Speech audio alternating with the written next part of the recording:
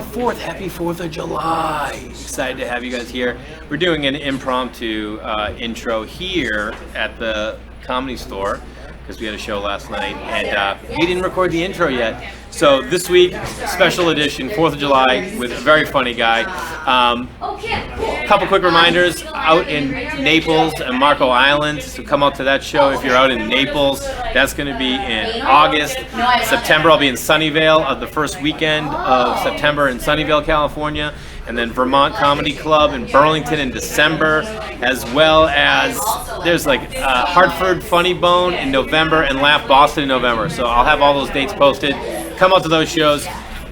Keep sharing, jlarsoncomedy.com, Jlarson Comedy on Facebook, Twitter, Instagram. And keep sharing those videos and telling people about the podcast. This week, July 4th, special edition, Justin Martindale. Super hilarious dude.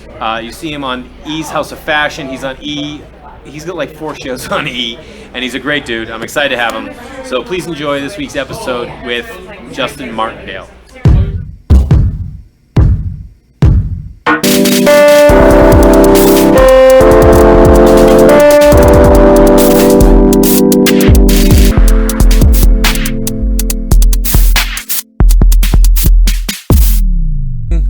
Let's just go. let's get into it. You know, well, I mean, let's just start podcasting because, you know, we could sit here and chat the whole time. Then, like, just do it for the podcast. Do it for the pod. You get it. Yeah.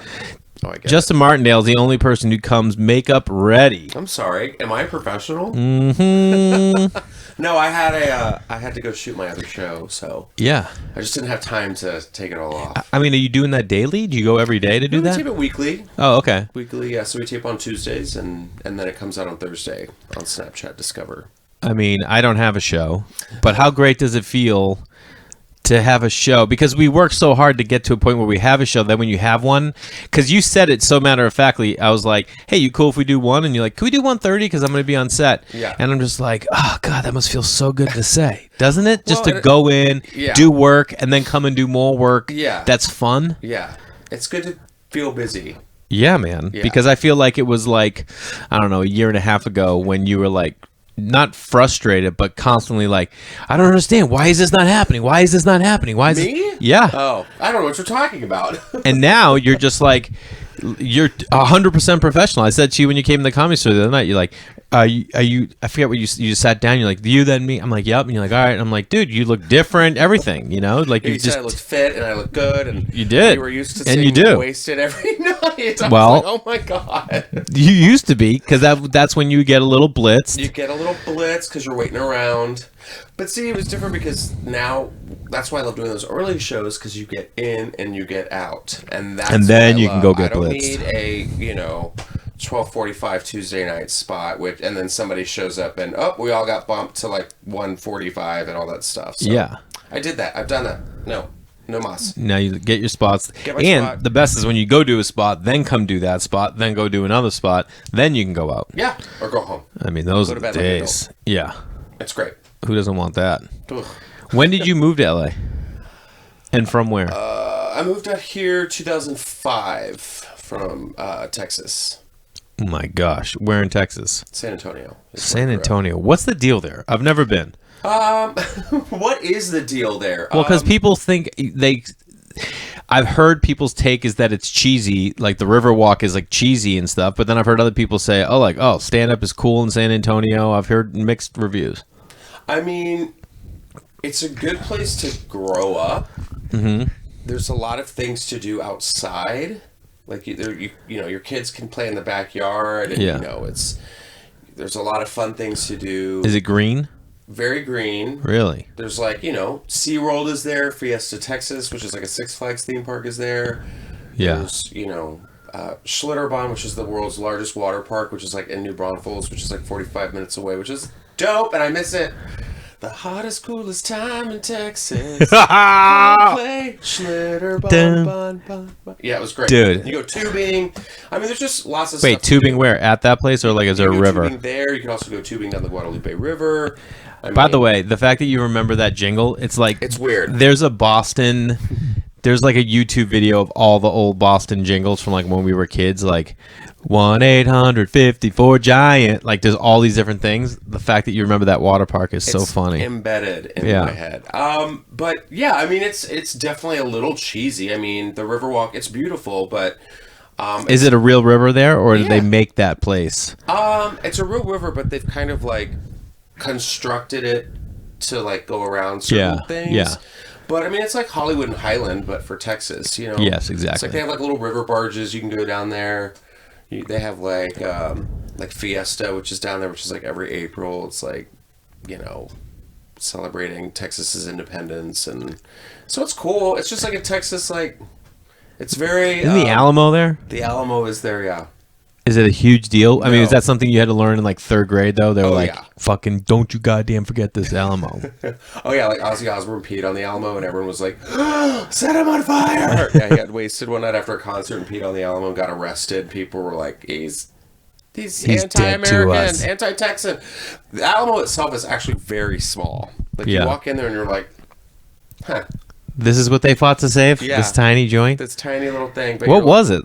It was a mission. Oh, okay, I'm just going to give you all my Texas history today. It was well, I mean, I need it. Texas got its independence on March the 3rd, 1836, I believe. March? Oh, my God. I hope I'm right. 1836? Yeah. Mm-hmm. Yep. So it was his own country at that time? No, it was in Mexico owned it. And Texas was wanting to get its independence from Mexico. And then Selena died. It's a big jump. Huge jump. We got our independence, and then Selena died. I think it's funny that you say that because, you know, your shows that you do over at E are a lot of it's pop culture based, right? Yeah. Now, was that always something you were into? Because you got to like keep up with pop culture. You have to like, I mean, do you just love it or? I love it, but it's also like I'm finding out that like it's kind of like cataracts in my eyes where it's like I have the best vision and then all of a sudden it gets a little cloudy and a little cloudier and you're like, wait, who are we talking about? And you're like, oh, we're talking about, you know, F542. And you're like, what? Is that a Star Wars character? Exactly. Is that a new droid? Who knows? It could be like the newest YouTube star or whatever. And you're like, wait, what? And they're like, you don't know FK42? And you're like, no, I don't know who that is. Yeah. And people are like, well, you need to retire. Like, but I still do they give you sheets of info before you go to record? Like, hey, this is what we're going to... I mean, you obviously know what you're going to talk about, right? Not necessarily. I mean, they'll send me a sheet of like what the looks are for the week, but it's really funny because at the end of each episode, we have a weekly what the fuck, which is like, what are you wearing? Yeah. And today's episode, I was just like, who is this? Like, I had no idea who it was. It looked like Charo like had sex with Erica Jane from the Real Housewives of Beverly Hills. I'm just gonna leave it at that.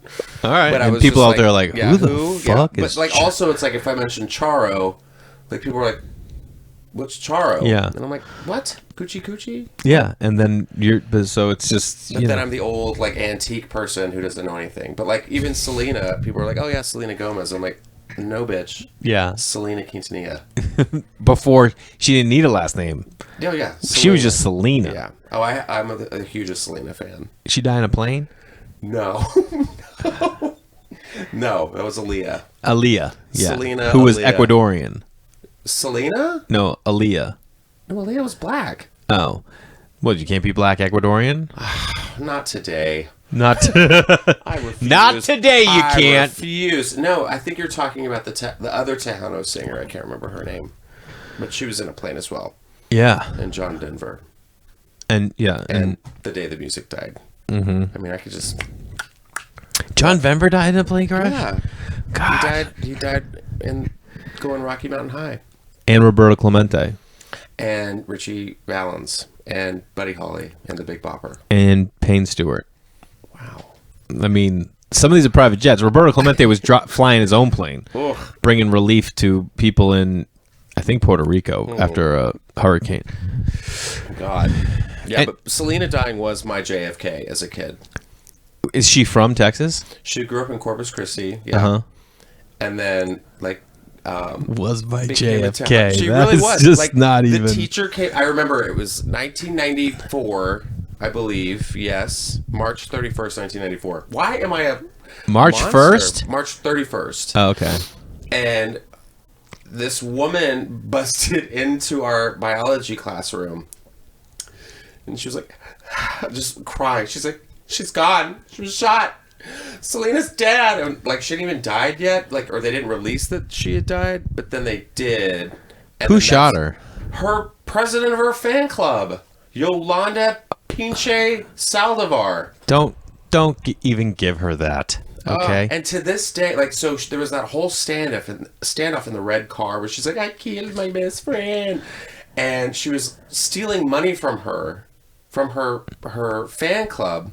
And then they caught her. And then she shot her and killed her in a hotel room. And then sat for like several hours in this like police FBI standoff. And then they finally arrested her. And to this day, she still denies that she killed Selena. Now let me ask you this. Well, yeah, she's clearly crazy. This is like an episode of, this is like sober history. Like, it's not drunk history. Yeah, it's just me totally. Maybe I should do a drunk history on Selena. Was she... Hello? Hello. I'm like, all right. Pitch is out there. I'll drink tequila. What the heck's the deal, though? That was like, she was president of the fan club, but Selena was involved with the fan club? Because most people aren't, like, there's money involved? Yeah. Like, people were donating money to, like... Because she had, like, a fashion line. She was going to be... And I'm sorry, but I'm going to say this. Had Selena stayed alive, there would be no Jennifer Lopez. So just think about that. Wow. I don't know, man. You mean J-Lo? J-Lo. Because Jennifer Lopez's first movie was Selena. Interesting. Isn't that weird? Yeah, that's a little weird. And Selena, her song, I Could Fall in Love, was her last song, and that was going to be the kickoff to her English album debut. She was about to do an English crossover. Because everything she'd done before was all in Spanish? Pretty much, yeah. Damn. Do you speak Spanish? Un poquito.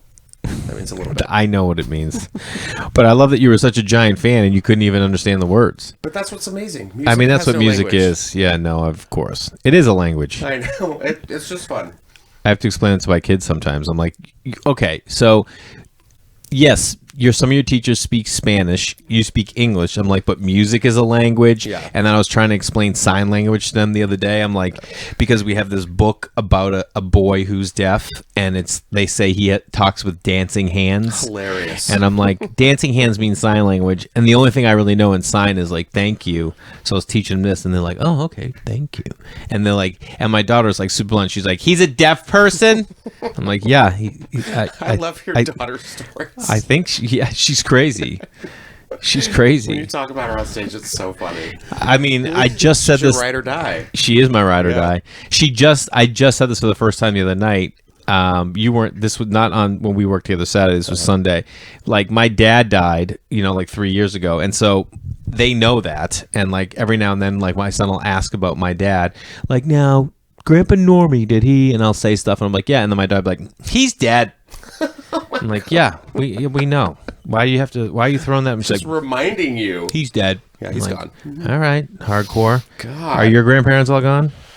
Oh, no, I just recently lost my grandmother in March. She died on March 9th. Everything has happened March 9th for you. The Alamo, Selena, your grandma. and my grandma, and my birthday. When's your birthday? March 20th. Good Lord. Pisces. Yeah. Yep. Maybe that's weird, huh? No, my I'm grandma sorry to hear passed that. How old away. was she? I don't know. She was old. No, she had to be in her 90s. No, she was in her late 80s. Let's see. Yeah, she was How do you remember when Selena died, early 80s. but you can't remember how old your grandmother was? You fucking pop culture slave. Unbelievable. She's 16. She's 16 years older than my mom. Because like back in the day, they had kids at 16. I mean, So let's see. was she married at 16? She was like 83 or 84. What are you? I'm counting. What are you, 4? This is how my kids do it. These are my magic hands. Those are your dancing My hands. dancing hands. Wait, so she had your mom when she was 16? Yeah, Was she so- married? Yeah. This was in Texas? No, this was in Tennessee. Oh. My grandmother and my grandfather lived in Tennessee, and my grandmother went to high school with Elvis Presley. Oh, really? and dated Elvis No. in high school, and then they broke up, and then No. yeah. How long did they date for? I mean, it was just like high school, just for like a couple months or something. That's crazy. Did she have any stories? Oh yeah. What would she Tons of say? Stories. They were really good friends. He would dance and sing in the cafeteria. Like he would get up on one of the tables and like be Elvis, and all the girls were like, ah! No way. And And your then- grandmother was like, let me fucking S that D. I don't think she got the D. Well, she had a baby at 16. She got the D from my grandpa, Yeah. Cecil. Ooh. Could have had Elvis. You went with Cecil. Yeah, Elvis Presley, then Cecil. And then Cecil became Elvis's horse manager at the Circle G Ranch. No way. So my granddad, which is the tattoo that I Yeah, have, that's is so. Sugarfoot. Yeah. So this is a fun story. So my mom's coming home from school one day, and my grandpa's like, by the way, Elvis is here with Priscilla, and he's looking for horses for the ranch for Graceland.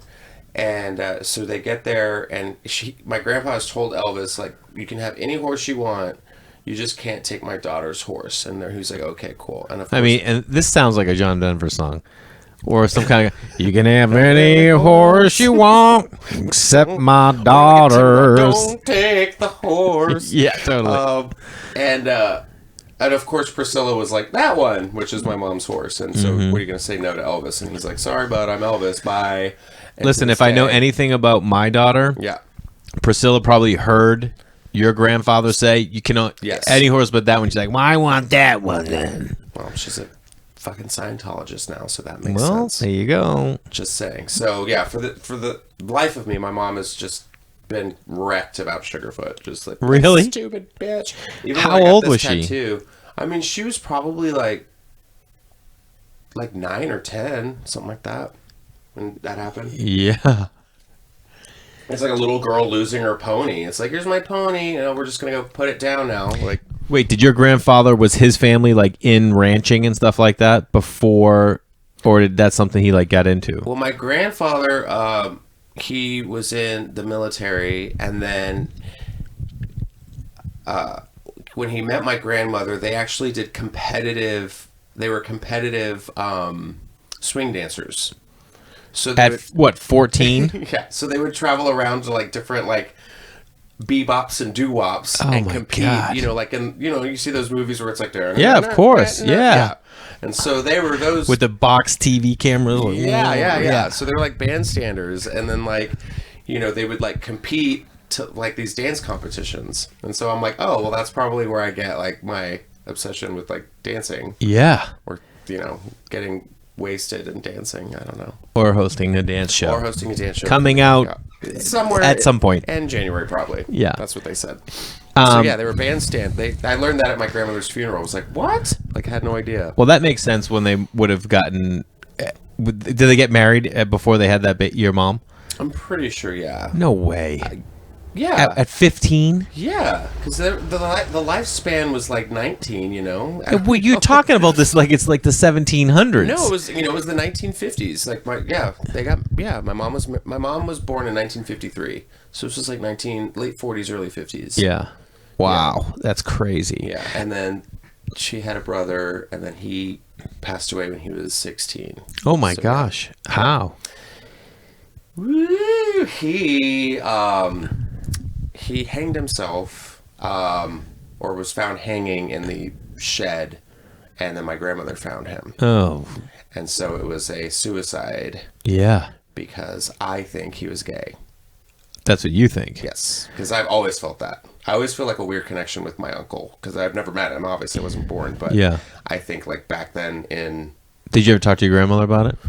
No, it was just like this really like hush secret, nobody talked about it. We found the obituary in my grandmother's place for my uncle, and that was pretty weird because after she passed, we all got to like rummage through all her Yeah. stuff, and we found the actual obituary in her Bible, of course, and it said that the police called it a suicide, but the family still did not acknowledge it as a suicide.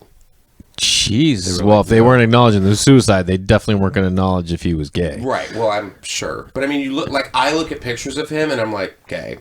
Yeah. Like he's got that like Southern 16-year-old gay face. I mean, let's think about it. What year are we talking here? Like the 60s? Yeah. So, I mean, Early 60s. you take the I think he died in 60s. 66, maybe. All right. So you take the 60s in, let's say, Mississippi versus the 60s in either like San Francisco or New York or, San Diego, maybe. Yeah. It's a whole different ballgame. The 60s in Mississippi, I mean, my God, you're getting the civil rights movement. Yeah. You're getting Martin Luther King marching through the streets. You're getting the Klan still being a thing. Not just being a thing, being active and rampant. Yeah, like my mom would tell me stories growing up about like her just walking home and seeing people in the trees, like, oh my God. like crazy shit. And I'm like, oh my God. And so, he's like, is that Uncle Sean? Huh? Yeah. I mean, God. I mean, and I remember she even told me like when Martin Luther King was assassinated that day, she was actually downtown when it happened and she was driving home. And so she was in her car when like people were scrambling, trying to get away. And then she got home and she just remember like, neighbors down the street, people like applauding. Oh my that God. he was assassinated and stuff like that. And holy like, shit. oh my God. And so, yeah, I could see definitely where he was scared and probably like felt different and felt like, this isn't normal.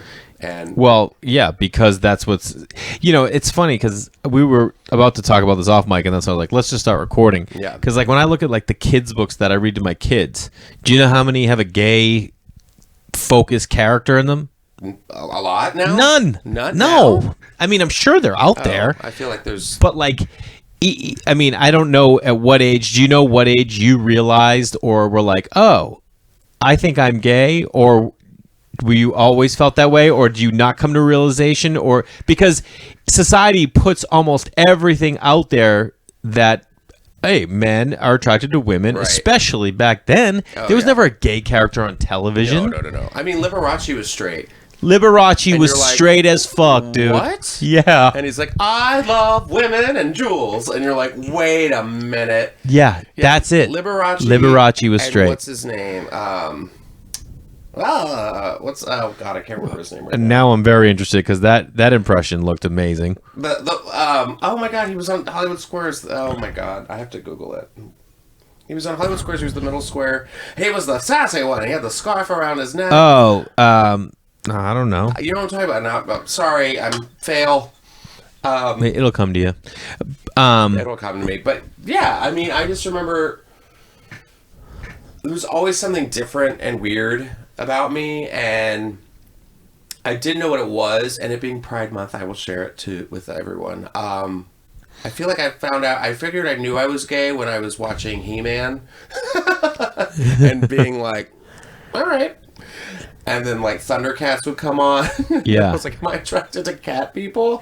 Dude, but everybody loved Thundercats. Yeah, but there was always something that I was attracted to with like masculinity, I guess, and like He-Man being shirtless didn't hurt either. Even Skeletor was like, all right. Yeah, I like a dark side. Yeah, and then I think it was getting into like theater and having an outlet to express myself and play somebody else, which kind of helped me with creativity. See, that's interesting that you say that because I always feel like the arts are a place where a lot of people in the gay community go, and I always thought it was because art is such like a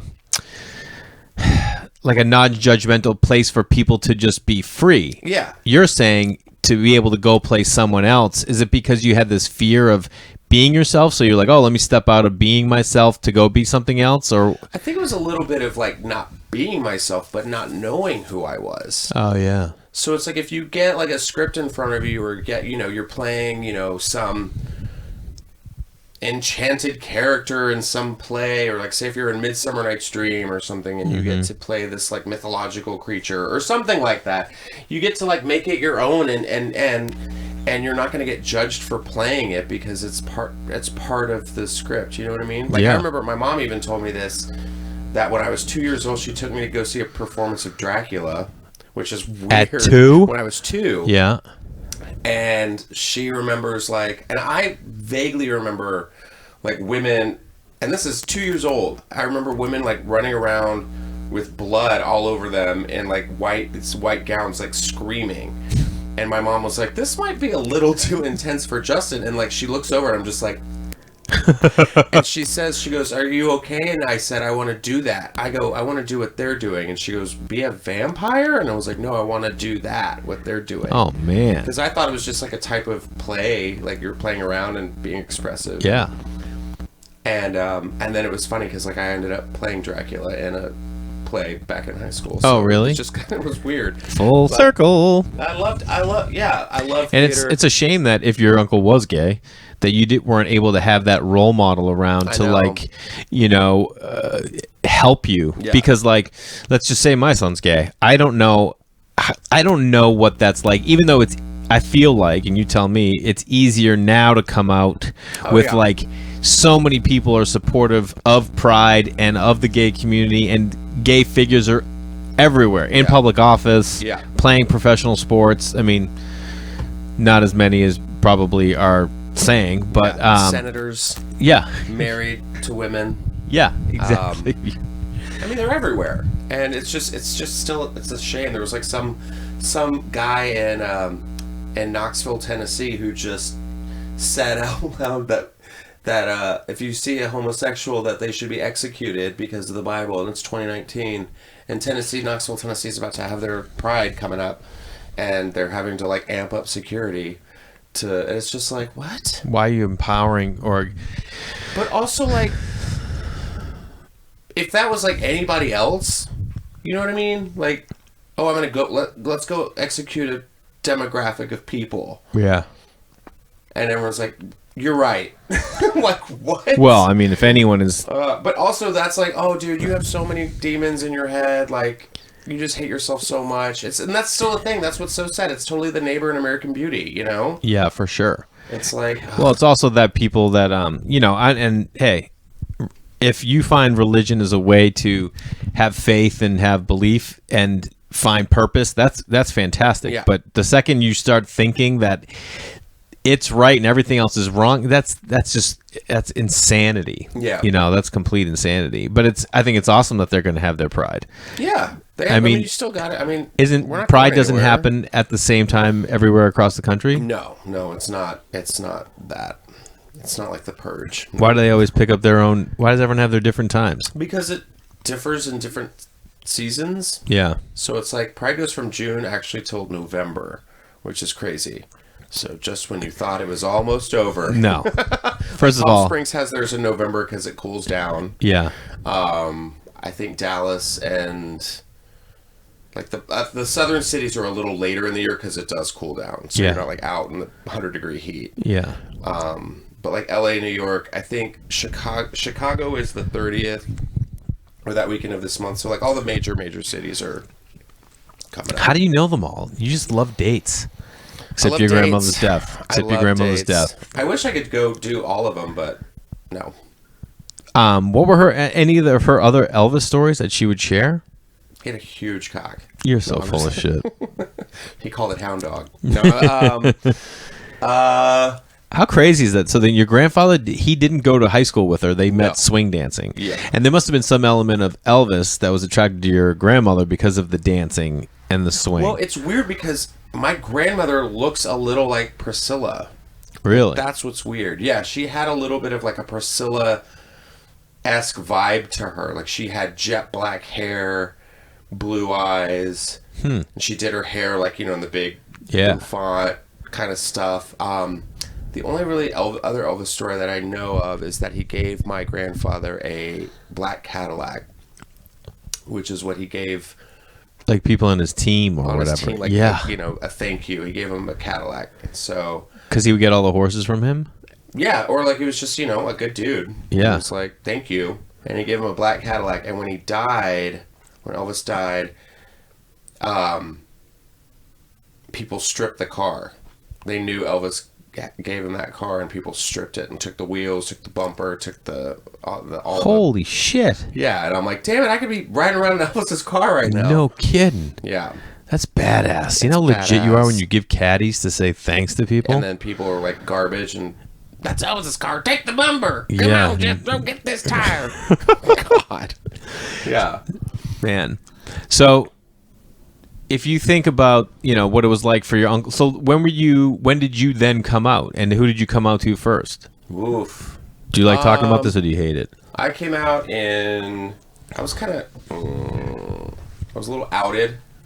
I went to a very conservative school, and I had that summer of just, Were other people coming out? Were people coming out in high school? Yeah. No. This was, no. I dated girls, very popular girls. I mean, I was the homecoming king and I was Mr. like late 90s high school. You know, like every late 90s high school movie, I was that guy, but didn't play football. Had all the parties at my house, and it was just something that I always like kind of struggled with because my parents didn't really like teach me about sex at all. There was nothing sexual about anything. First of all, neither did mine. Yeah. It was just my mom, but there was no conversation. Right. And I keep thinking, like, now that I have kids, I'm like, there's going to be a goddamn conversation. Right. And it's going to go, probably, there's going to be a lot of explanations. And I know kids can learn so much more, but mainly it's going to be like, do not get anyone pregnant. Yeah. And don't you get pregnant. Right. Because I'm sure that's a gift for a lot of people, but it's also a huge headache and decision for people's lives. So don't be idiots. Right. And, I mean, what else do I need to like talk about how to satisfy? You don't talk about that shit, right? No, I feel like you gotta learn that. Yeah. Okay. But like I didn't masturbate until I was like 16 or 17 years old. I mean, I was old too, but I was like 14. But see, that's the thing. People were like, I was 12, and I'm like, what? Oh yeah, I know people like at 9 and 10. I remember getting boners and being like, wow, this is weird, but I didn't know how to like no one told me. Like my parents were just like, oh, just go to bed. I had so many wet dreams. I had It so became many a crusty socks. Yeah, it became a thing that I loved. I was like, oh man, I can't wait to go to bed. I'm hoping I'm gonna have a wet dream. And then when I learned how to do it, it was just like my dick almost fell off. Like it was just chafed and just raw. Yeah. So what, were you just confused by sexuality or? Yeah. I mean, it was never talked about. I remember seeing I remember when I went over to my friend's house and watched a porn. Like their parents had like a porn. Yeah. A VHS porn. And I remember watching it and just being like the girl was totally not even there. Yeah. And I was just like, okay. And then in high school. So you didn't know. You didn't know young. I just knew that I was attracted to the male part of. But everything that's been put in front of you is, even the porn is a guy on girl. Right. You're dating because everyone else is That's what dating. you're supposed to do. That's all you That's see. normal. No God neighbors. wants it that way. Yep. No friends had two dads or two moms or No. anything like that. No. And then I remember walking in on a friend of mine. His dad was watching a porno, and I walked in, and he was jerking off on the couch, and I was Oh like, my God. I was like, whoa! And then I remember a friend of mine's mom had like Playgirl magazines, which is just trash. That is like, I mean, Brenda, just a stack of Playgirls. Brenda, clean it up. But good for her. I want a mom out there just objectifying men. You Yeah, know? just being like, look at that. And so I remember like going through her Playgirls and just being like, oh my God. And so it was just a lot. And then I remember I stole a magazine from like a Barnes & Noble when they sold porn magazines still. And I stole one and like hid it in my room. And it didn't even like come to my, thought that like my parents could have gone in there at any point. And like, there was no good hiding space. Like it was just like under the bed. You know, not even like in the mattress. It was just under the bed. And they never found that. And so there was no thing from your parents like, oh, we think Justin's gay so there had to do a bit like, okay, so jump to, I'm 19 years old. I had finally come out in college and, outed really, and then went, But isn't place like college a place where like, so when I moved to LA, like I was like, oh, I can't wait to move to LA because I can become what I want. Whereas wherever you grow up is kind of like, you are just, it's like not a victim of circumstance, but you're like a product of what you grew up around. But when you move away from it, you're like, oh, no one knows me. Right. I can be the guy that's into this. I can be into this. I mean, I could have done that part back. Of the reason why I moved out here. I'm sure. Like I was just kind of like, all right, I did this. I did Texas. It was fun. I had a great time. Whatever. I was never like bullied or. Beat Thanks, up. guys. Yeah, bye, Thanks, guys. Texas. Yeah, I'll see you later. See you later. Have fun with your kids. Yeah, it was just kind of.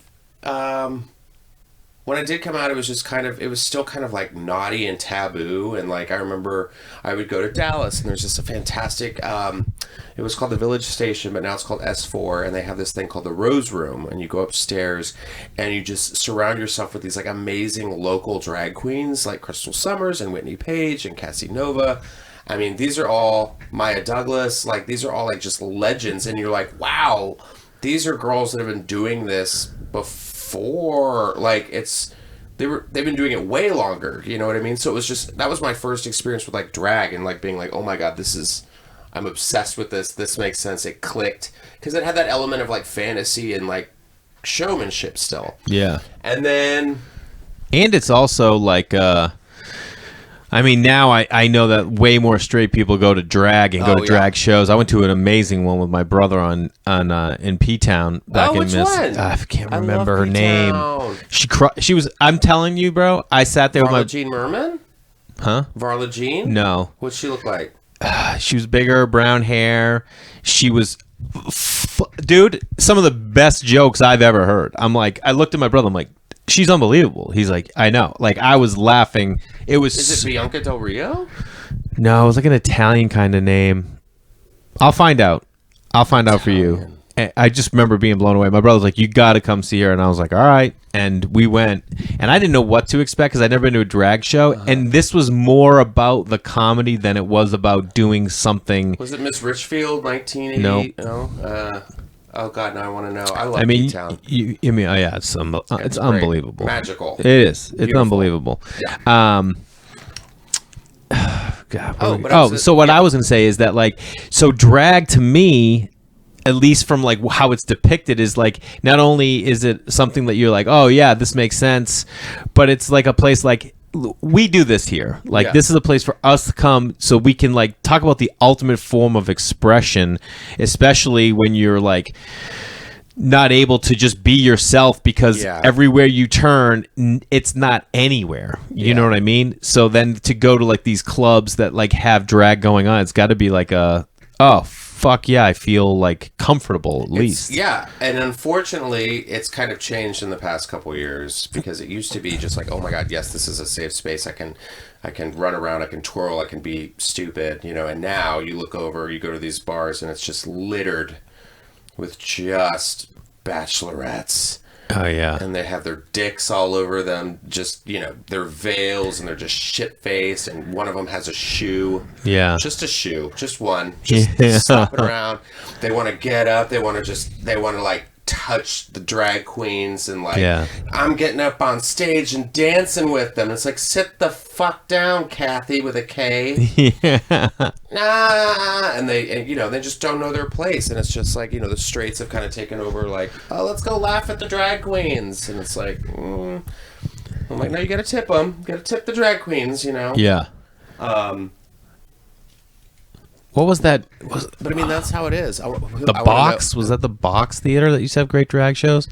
Which one? Ace of Clubs or King of Spades? What am I, a card deck? I don't remember. Wait, you want to know where a good drag queen show is in LA? There's one of my the one on Mickey's. Mickey's has a good one, and then I mean, they're all over. Those bitches are working everywhere. And I mean, there's Hamburger Mary's too, but anyway, you got to Dallas. Yeah. Well, when I came out, people were like, "Oh, when are you going to come out to your parents?" And I was like, "Here's what's going to happen." So how did you come out? Did you just like you finally start hooking up with dudes? I mean, were you hooking up with dudes in high school too? No. Jeez. Then I found out that like all the guys from high school were like one of the guys who not bullied me, but he kind of gave me a hard time in high school. He came out as gay. And so I actually met up with him like a couple of years ago, and he was like, "Oh yeah, me and the guys, we would like jerk off in the locker room together." And I was like, "And no one told me." I was like, "God!" And they're like, "Dude, you were straight as fuck." So then, I came out to myself when I was 19 officially, and then people were like, "Well, when are you going to tell your parents?" And so 20 went by, then 21 went by, and I said, "Well, here's what's going to happen. I'm going to turn 21, and I'm going to tell my parents over margaritas." I was like, that makes sense, right? Get a little drunk and just tell them. And so we went to this restaurant, my mom and my sister and I remember sitting there, and I was like, "Okay, I'm going to do this." And my mom's like, "2 margaritas. It was his birthday last week." And I'm like, "Oh shit, here we go." And the waiter came over, and the waiter was so hot. Oh my God. So hot. And I was just like, in public. My butthole just clenched up. In public. My sister's with me and my mom, and this guy is just blatantly like flirting with me. But like, he's like, "And for you?" And I'm like, "Oh, I'll have a frozen margarita." And he's like, "Salt or no salt?" And I'm like, "Salt's fine." He's like, "Yeah, I bet." I'm like, "Okay." And so then he leaves. Your and mom's my like, sister, "He's so nice." Oh no, my sister was like, "The waiter's so hot." And I was like, "Yeah, I know." And she goes, "I think he was like flirting with you." And I was like, "Really? You don't say so, right?" And then my mom just looks at me and she's like, "Are you gay?" And I'm like, yeah. And she's like, I knew it. Okay. And then my sister was the one who was like, I wanted to be an aunt. And she's crying. Bitch has 4 kids now of her own. So I'm like, there you go. Yeah. I mean, was that it with your mom, or did you guys talk about it? We really didn't talk about it. My brothers were young, so that was a little hard because I think they were like in middle school going into high school, and that was the time when everything was gay. Yeah. Like everything, "Oh, that's so gay, bro. That's fucking gay." Yeah. And it kind of hurt my feelings because I was like, "Can we like not tell them to talk this way?" Yeah. Like, "Oh, they're just being kids." I'm like, "No, but like that's really offensive. Yeah. And, like not cool. And you should be parents. Yeah. And tell them not to say things like that." But they didn't even know yet. They didn't even know. And so, yeah, my mom told me, she was like, "You can't tell your brothers because then they'll disown you." And I was like, "Wow, thanks for that positivity." Yeah. So then, and then my stepdad,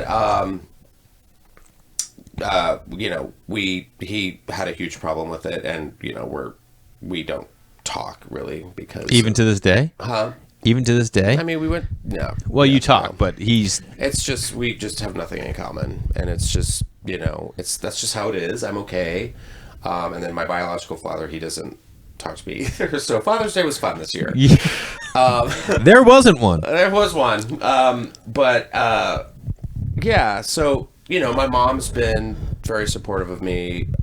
Now my stepdad believes that I'm not as famous as I should be because I'm gay. So I'm like, okay, cool. Interesting take. It's just so weird. It's just so bizarre. Like, I'm like, I'd rather just be like my authentic self, and I don't care really. Yeah. And by the way, I know people that are gay. Yeah. That aren't out publicly. Me too. Gay. Yes, and we will talk about it after this. And they're very famous. Yeah. You know what else they are?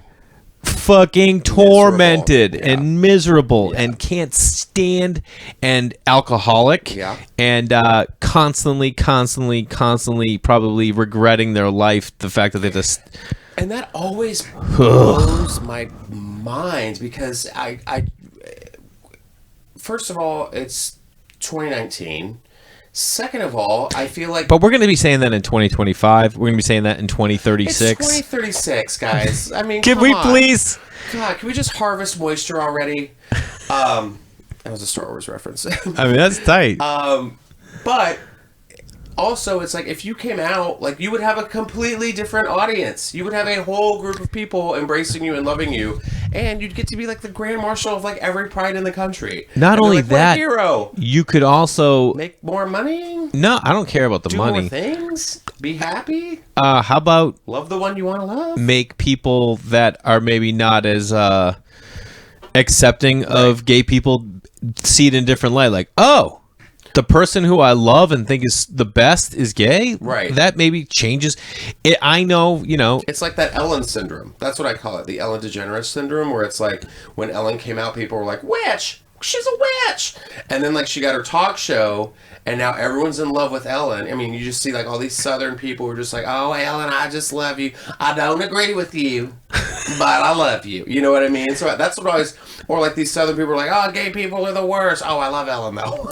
Like, but Ellen. It's so weird. She is something. You know what I noticed about you the other night on stage? You do great characters, dude. Thanks, yeah.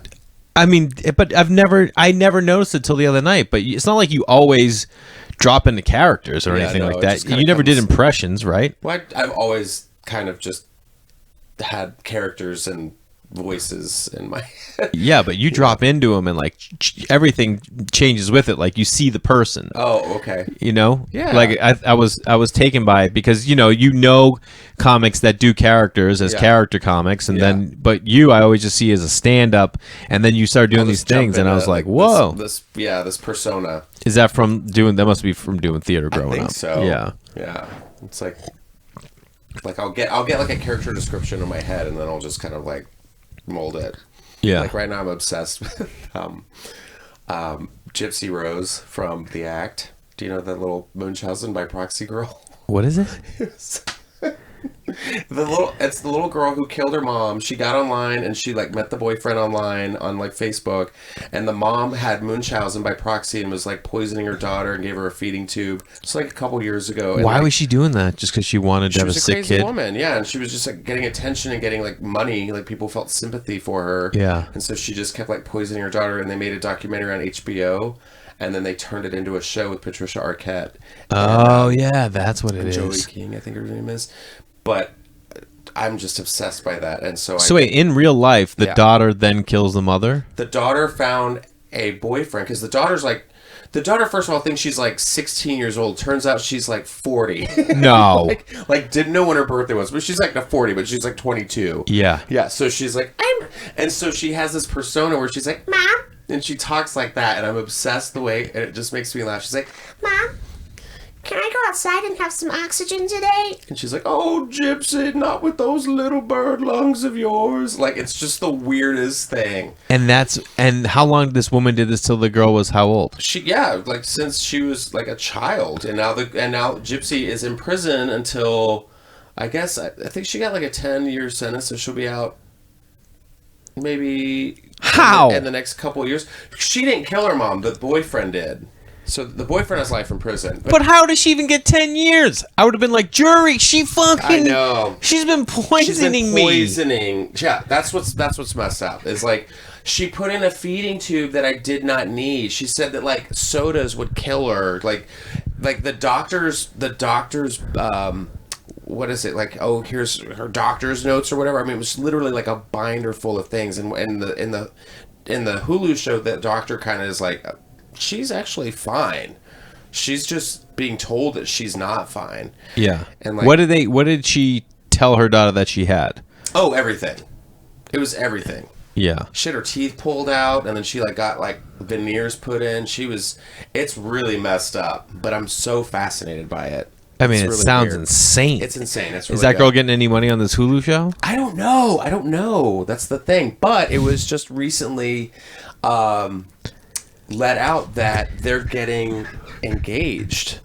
Him and the killer. Yeah, because I'm like, that girl's got to come to her senses. Girl, you're getting out in a couple years. That guy's never getting out. Well, I mean, you've never been able. She's used to eating mercury. I don't know if she can ever come to her full senses. That's a good point. Did that do like permanent effects on her? What do you mean? Like the whatever? Yeah, whatever she was giving her. I'm sure. Oh yeah, she was getting sick. And she also used it like to control her, like so, like. Because she was getting older and she was like feeling hormones happening, and like she got her period and all that stuff. So the mom would be like, "Oh no, you're dying," and like, oh, it's so weird. Shit, it's so weird. But I remember like seeing a talk show or something with the two of them on it, and I remember it. And I just cannot remember the show it was, but I remember seeing them on it, and they're like, and she just played the part. She was just like, "My mom says I'm the best," and you're just like, "Wow." And she's my like gosh. bald with a little beret. My Halloween 2019 costume is going to be sick. Do you go all out on Halloween? Oh, yes. Well, what's your go-to? What was last year? Oh, last year I didn't go out. I was busy because I was taping the dance show. Oh, yeah. Because we actually had to, like, our tape day was Halloween, and I was so mad.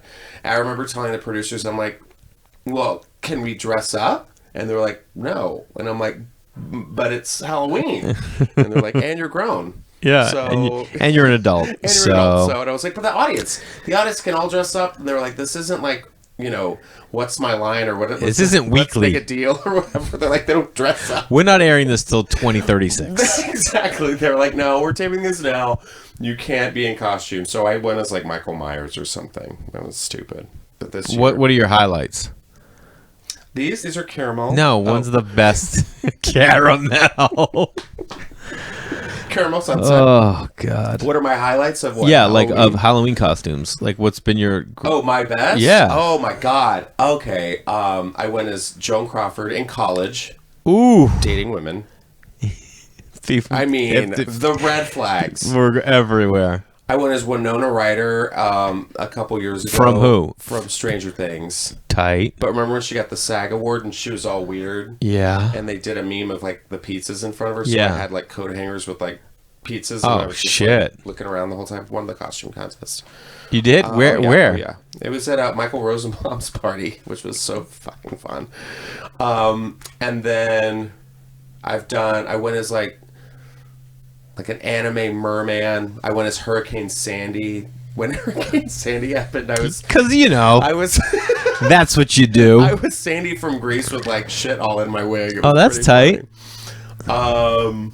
I like those crossover creative ones where people have to take a second and like, oh, yeah. Yes. I went as like an old creepy lady with a mask. I like hiding. I like Halloween. I like the spooky. Well, yeah, aspects of you Halloween. like drag. You like, I like horror Halloween. Films. Yeah. Horror films are my jam. I never got into. I like Halloween, or I liked it for candy and like going out. And like one of my first sexual experiences happened on a Halloween night in 8th grade. Oh my God! Why are you like a Friday the 13th person right now? I didn't fucking attack don't someone lose your don't lose your virginity on Halloween. on Halloween. Yep. But then, like when I remember moving to LA, like there would be Halloween parties, and I was like, I'm not getting dressed up. I don't. So like, I was the laziest Halloween guy. Were you? One year, I put on black pants, a black turtleneck, a black hat, and then I took ashes out of the fireplace and mixed them with water, and I just went as a cat burglar. I'm like, yeah, I'm just a burglar. I'm sorry, but where are you getting ashes out of a fireplace? We had a fireplace. in LA. Yeah. You couldn't get like black makeup. You just No. That's offensive. So you feel like they're ashes. Thank you. De los Muertos, yes. And then another year, I was like, someone's like, you gonna come to that party? And I'm like, I don't know. And they're like, come on. I'm like, all right. And they picked me up, and I had on flip flops with a beach towel like around my waist. So you went as Steve. I went as crazy beach guy, and then I just had a visor on and a tank. Someone goes, "What are you?" I'm like, "Crazy beach guy, dude." I'm like, "This is the best you got." And like now we have kids, and our friends will like Beach guy. will show up for Halloween, and they're all dressed up, and they're like, "You're not dressing up?" I'm like, "No, I'm not dressing up." Oh, And like the parents that like go out with the kids all dressed up, and I'm like, "This is for them. I'm not dressing up. They dress up." one of my favorites was I went as Buffalo Bill from Sounds of the Lambs. Oh yeah. And I had on like the silk robe, and then I actually did the tattoos. I had the wig. I had a basket with lotion in it that I was carrying around, and I had like pantyhose, but I cut some of the wig and I glued like the hair, Pubes.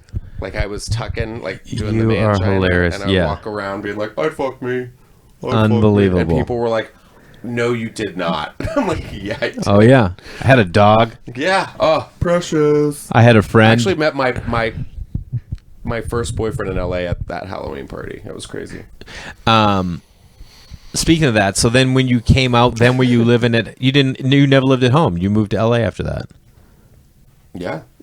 I mean, I moved. It was like 2005. I was doing like summer stock in Lake Tahoe, and then after that we moved. She and I moved. You getting paid for that? Huh? You getting paid for that? Oh yeah, I got a whopping $100 a week. Oh, you bet. They just put you up and you perform, but you're performing how often, right? Yeah, we did. I mean, we did about like 6-7 shows a week, maybe. I'm always jealous of people that like knew to do theater in high school and then did in college. I did like one thing in college and then moved to LA, but I never was trained as an actor, I guess. It just kind of worked out because it's like, you know, being an actor is just so hard out here. And I eventually would love, I mean, I've had some opportunities where I've done some acting on like some TV shows and stuff, but nothing like a series or anything. Yeah. But I've also just liked to talk to people. So I think that's where like my hosting kind of comes in. And you're also very quickly funny, which is what you're doing with E. I mean, you have to be quick and react to things and write jokes on the spot. Well, that was my first writing gig, was literally writing, you know, for Joan Rivers on Fashion Police. Yeah. Like, I submitted a writing packet, and they were like, okay, your first assignment's the Met Gala. And I'm like, which is like the Super Bowl of fashion shows. P.S. No one gets hired off packets. So for the fact, it must have been a damn good packet, because everyone gets hired. You submit a packet, but you know the director, or you know the person, or you know someone. No one just looks at a packet cold and gets work. Yeah. So it had to be a goddamn good packet. Yeah, you know? there was something there, and it was just like, you know, and I always looked up to Joan as a kid because I just thought, I loved that she was like so quick. Oh my God. And we used to watch that show all the time. didn't give a fuck. I loved No. it. And I really wish she was still around, because I would love to see like what she would say about, you know, this administration. Oh, you know, my God. She won Celebrity Apprentice. Yeah. So it's like, I would love to see like what she says about, you know, fashion and whatnot, like the Met Gala, like RuPaul not showing up in drag at the Met Gala. I would have loved her just to be like, RuPaul, put on a wig, you know. Yeah. But that was my first writing gig. And P.S. Real quick, I tell people all the time, I'm like, go back and just Google Joan Rivers, Johnny Carson. It's insane how when funny she she was. hosted? Even when she was guesting and just being on the couch. There's one where she's on the couch and Johnny is like, can't even handle how funny and irreverent she was. Yeah. And not even irreverent, like just progressive. Yeah. Like her jokes, even if she did that, if that was on TV today, it would still be progressive, because she's saying stuff that you just can't believe. It's so funny. Well, and it also cost them their relationship. Yeah. Because she got her own show and Johnny Carson never talked to her again. Yeah, and he is the one who got her to lose her show, didn't he? Yeah, he was just, Well, he said she can never work at this network or some shit? Yeah, he got her banned, because she left and wanted to do her own thing. And he was like, but she's a woman.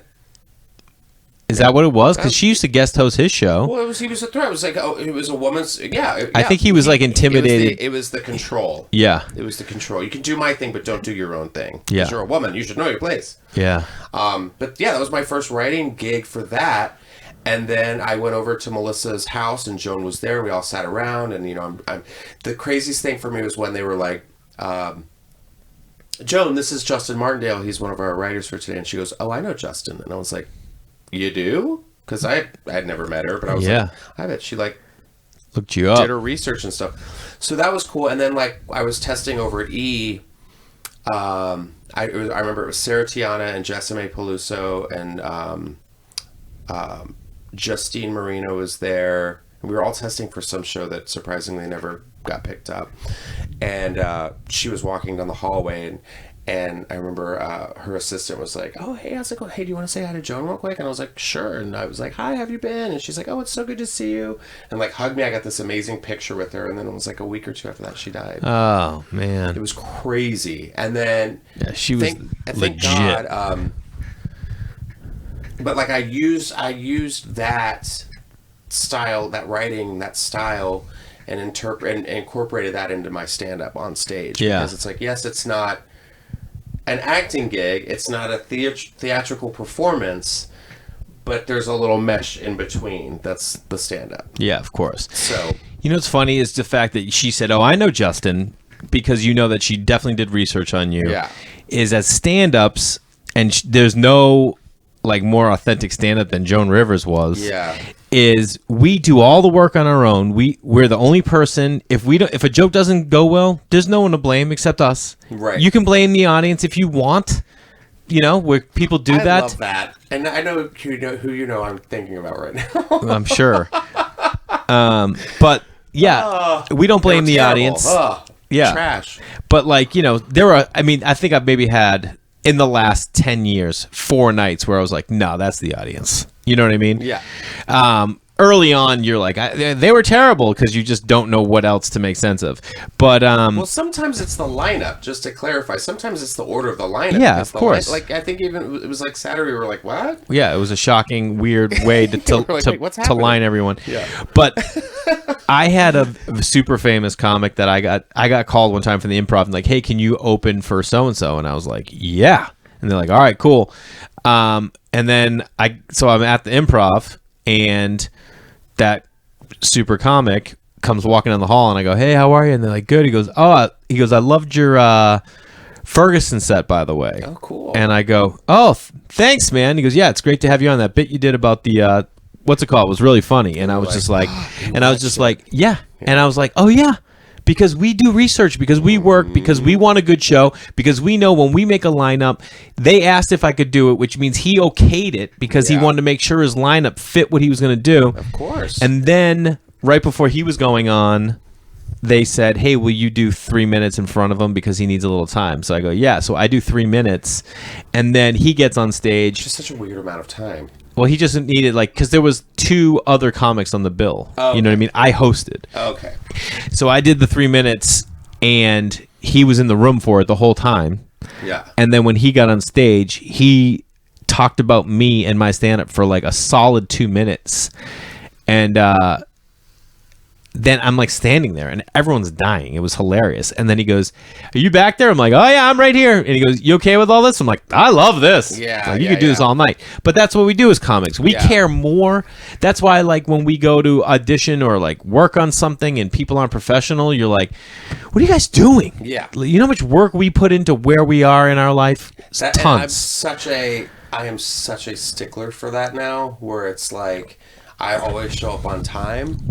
Yeah. I always show up on time. I was here early today. Yeah. It's like, and I left from, NBC, Studio City, Studio Not City. only that, we planned on one. You told me I said 3 one. days. Let's make 1:30 Just to be instead, safe. just to be safe. And then you got here before 1. And then we got, And you let me know, will that be okay? Yes. I like You're taking going, consideration for other people. Yeah. I mean, God forbid. You know? Good Lord, what an ass. And that's what I do now. It's like now I'm on the road with, a great comic who I never in a million years would have thought that I would be going on the road with, Jim Jeffries. Oh, dude. So opening for him. Yeah. So he called me up and was just like, hey, because we're friends. We met at the goddamn Comedy Jam like 6 years ago. Haven't done it since. And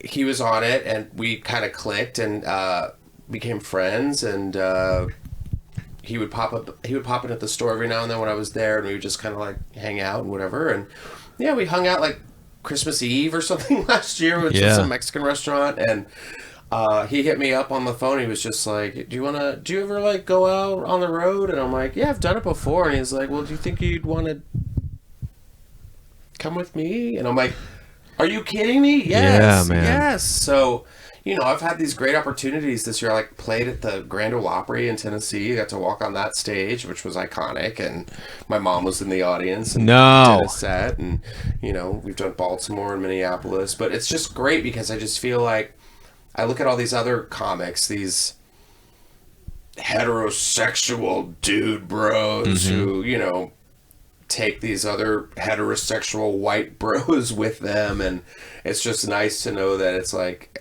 this is my friend who's straight, who's taking me on the road. He doesn't feel threatened. We have a very fun dynamic. He and I play so well off each other. Yeah.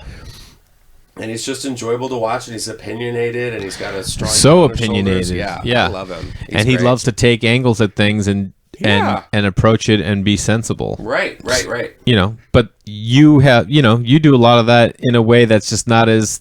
You're not taking politics the way he does, or taking, I say a lot of things by not saying them. Yeah. Like if you ask me something, I'll make a face, and you can... Yeah. My face gets me in so much trouble. But you also tell stories really well, which is a way to take on something like gun laws, but putting it into the context of a story from like that medieval